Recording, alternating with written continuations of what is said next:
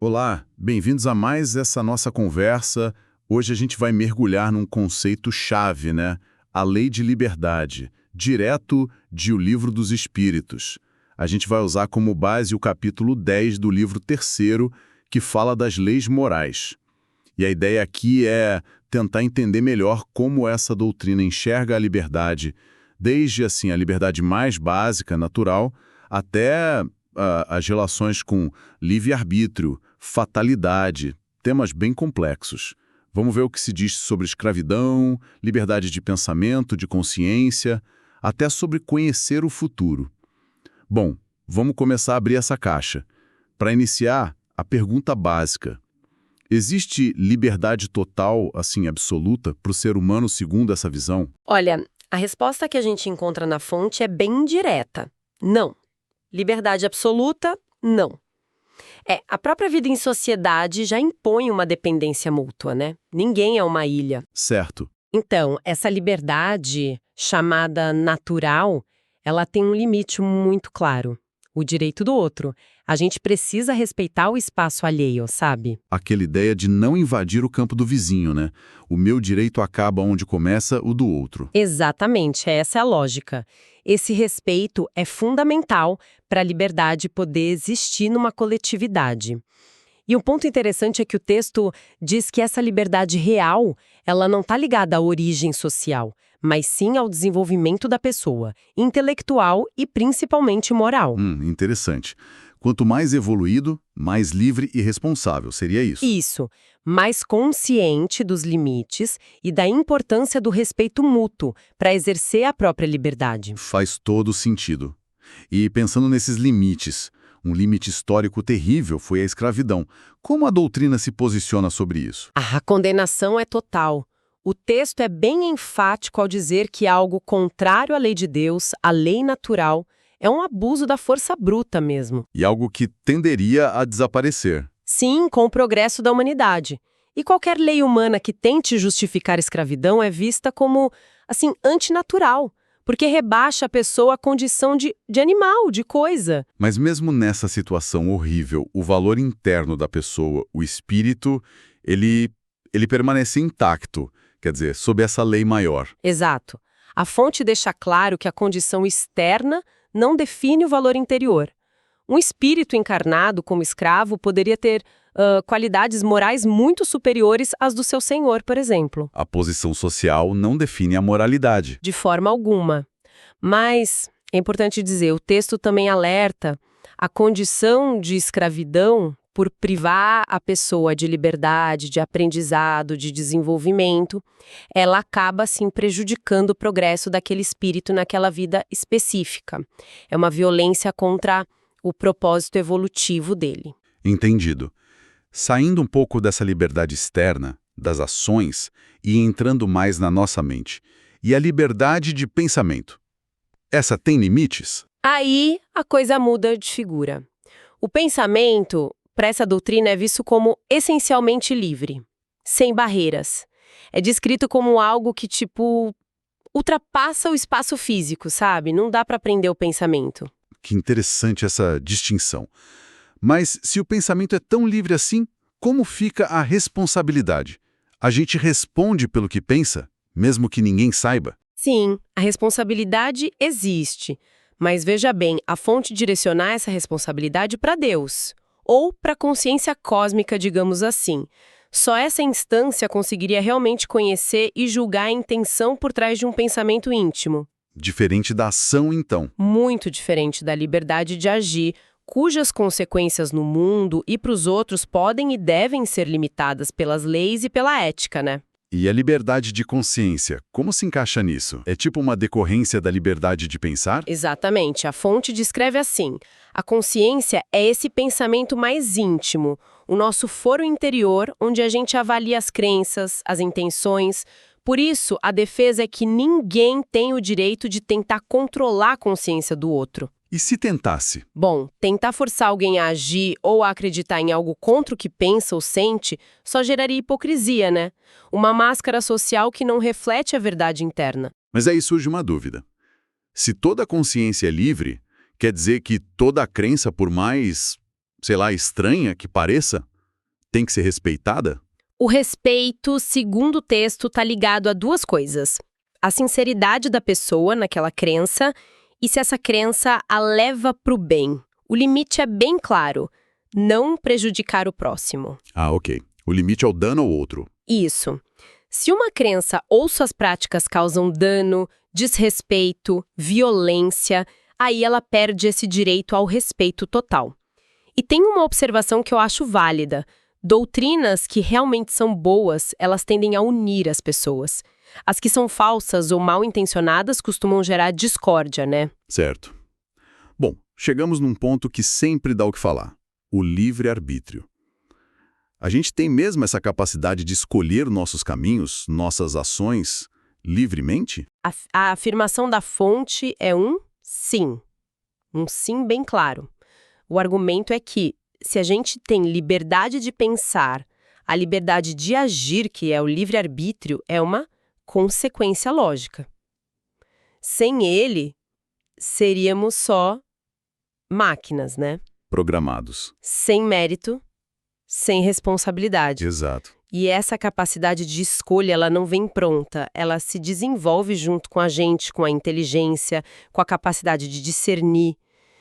Começa a existir quando surge a vontade de agir. Mas essa liberdade de escolha é total?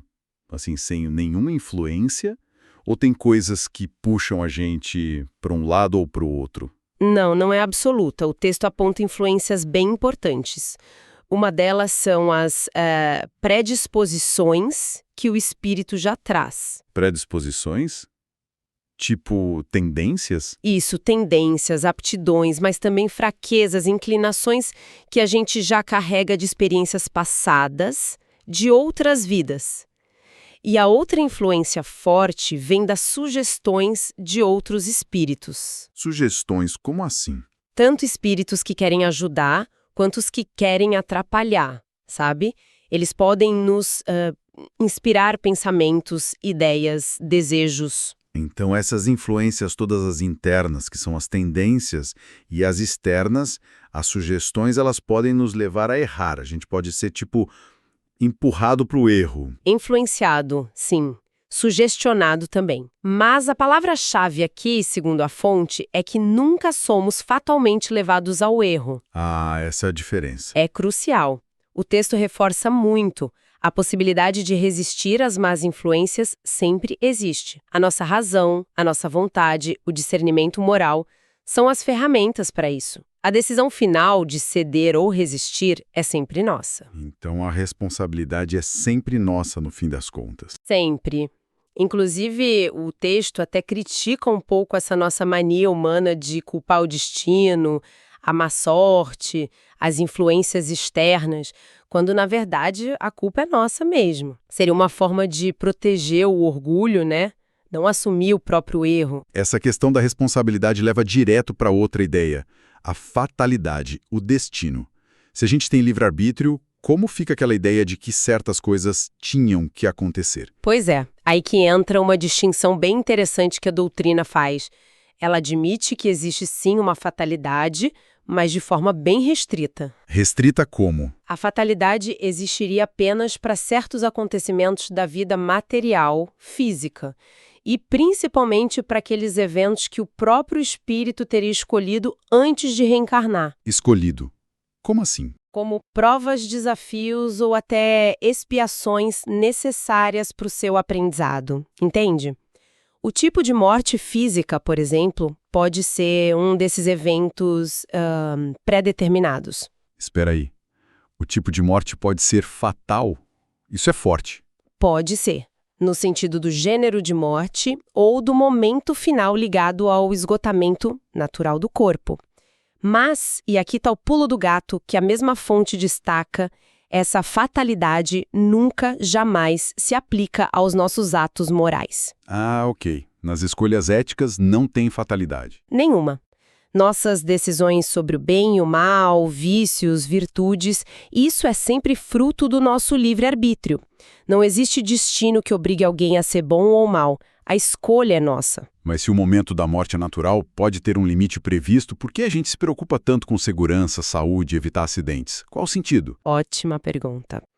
A explicação dada é que, embora o fim da vida por causas naturais possa ter um prazo, digamos assim, as precauções que a gente toma fazem parte do jogo.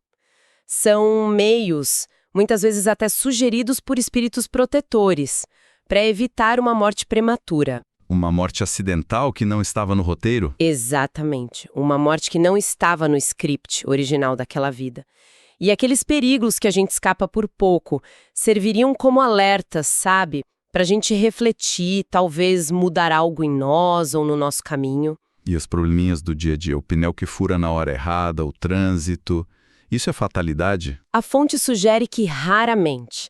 Na maioria das vezes, esses aborrecimentos seriam só consequência das nossas próprias ações, de imprudência, falta de planejamento, ou simplesmente as dificuldades normais da vida material, que também ensinam, né? E aquela sensação de azar constante? Bom, aí poderia ser resultado de uma escolha prévia por uma vida com muitas provações para aprender mais rápido, ou talvez teimosia em seguir um caminho que não é pra gente, gerando frustração atrás de frustração. E tem um detalhe curioso. Qual? As provas mais difíceis, os desafios maiores, seriam frequentemente escolhidos por espíritos mais determinados a progredir. Já aquela ideia popular de nascer com sorte, boa estrela, isso é visto só como superstição mesmo. Se existe essa possibilidade de alguns eventos materiais serem pré-determinados, isso quer dizer que a gente pode saber o futuro? Ele pode ser revelado? A regra geral, segundo o texto, é que o futuro fica escondido. E tem um motivo para isso. Se a gente soubesse exatamente o que vai acontecer, a nossa iniciativa ia para o espaço, né? A gente ficaria paralisado. Provavelmente. O livre-arbítrio ficaria super comprometido. Para que lutar, escolher, se esforçar, se o fim já está escrito? Por isso, revelações sobre o futuro seriam muito raras, excepcionais mesmo, e só aconteceriam com um propósito muito sério, muito útil para o progresso, nunca para matar a curiosidade. E isso puxa outra questão. Se Deus, a inteligência suprema, já sabe tudo, já sabe se a gente vai passar ou não numa prova da vida, por que a prova ainda é necessária? Qual o sentido? É uma pergunta lógica. A explicação que a fonte dá é que a prova não existe para informar a Deus algo que ele já sabe. A prova é para o nosso aprendizado. Para o espírito que está vivendo a prova. Exatamente. Para o desenvolvimento e para o mérito do próprio espírito. É vivendo a experiência, se esforçando para superar a dificuldade, usando o livre-arbítrio, que a gente realmente aprende, fortalece virtudes, evolui. É um processo pedagógico, então. Isso, tipo uma ferramenta pedagógica para o espírito. Não é um teste para Deus. É como a infância, a adolescência. São fases necessárias para a gente chegar à maturidade, né? A prova é necessária para o crescimento espiritual. Entendi. Então, para a gente amarrar tudo isso, como podemos resumir essa dinâmica toda entre a nossa liberdade, as influências que a gente sofre e essa ideia de uma fatalidade bem ilimitada? Olha, a fonte oferece um resumo teórico que tenta juntar essas pontas. O ponto central não é negar o livre-arbítrio, de jeito nenhum, mas é entender que as nossas ações são resultado de uma interação constante. Interação entre o que exatamente? Basicamente, 3 coisas. Primeiro, a nossa vontade própria, a decisão íntima do espírito. Segundo, a influência da matéria, ou seja, as limitações, os instintos, as necessidades do corpo físico. E terceiro, as sugestões, boas ou más, que a gente recebe de outras mentes, outros espíritos encarnados ou não. Certo. Vontade própria, influência do corpo e sugestões externas. E nessa equação toda, quem dá a palavra final? O que tem mais peso? O ponto fundamental que o texto martela bastante é que o ser humano nunca é fatalmente arrastado para o mal. A escolha final, a decisão moral, é sempre do indivíduo. Mesmo com muita pressão? Mesmo que a pressão do corpo, tipo um vício, ou a sugestão externa, uma má influência, seja muito forte, a capacidade de usar a razão, a consciência, a força de vontade para resistir e escolher diferente, essa capacidade continua lá, intacta. Por isso a responsabilidade é sempre nossa. Sempre nossa, intransferível. Culpar o corpo, as circunstâncias, os outros, ou um suposto destino pelas nossas falhas éticas seria, nessa visão, tipo, renunciar à nossa inteligência, à nossa condição humana, né? Seria agir só por instinto. Exploramos bastante hoje, então, essa complexa lei de liberdade de O Livro dos Espíritos. Vimos essa separação importante entre uma possível fatalidade só para eventos materiais, muitas vezes vistos como provas, que a gente mesmo escolheu, e a total liberdade e responsabilidade que a doutrina coloca nas nossas escolhas morais, no nosso caráter. Pois é, e fica talvez uma reflexão, né? Se os nossos atos morais nunca são pré-determinados, se são sempre fruto do nosso livre-arbítrio, mesmo com todas as influências, como é que essa ideia muda a forma como a gente encara a nossa responsabilidade individual pelas nossas ações e pela sociedade que a gente constrói? E tem outro lado também, Sim. como a ideia de que as dificuldades materiais mais pesadas podem ter sido, de alguma forma, escolhidas por nós para crescer, como isso altera a nossa percepção sobre o sofrimento, sobre os desafios da vida. São perguntas bem profundas, com certeza. É uma perspectiva que convida a gente a olhar com mais atenção para o poder e para o peso das nossas escolhas de cada dia e para o sentido que a gente pode encontrar até nas experiências mais difíceis.